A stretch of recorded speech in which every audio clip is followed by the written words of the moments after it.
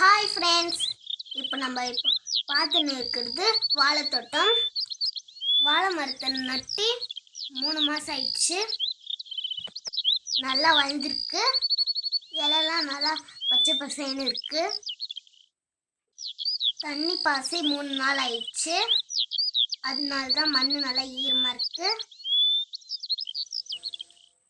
அடியில நல்லா பழுத்திருக்கு. இன்னும் கொஞ்ச நாள்ல கீழே கொட்டிடும்.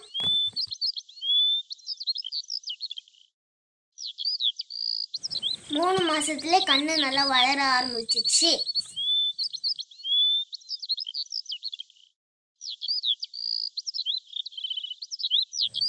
இங்க இன்னொரு கண்ணு கூட வந்துடுச்சு பாருங்க.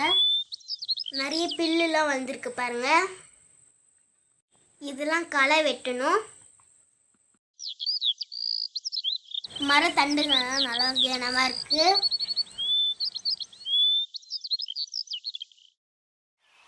இலைகள்லாம் நிறைய இருக்கு பாருங்க.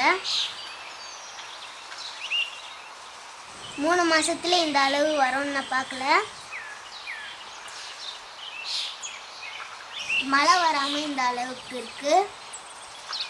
மழை வந்தா நல்லா இருக்கும்.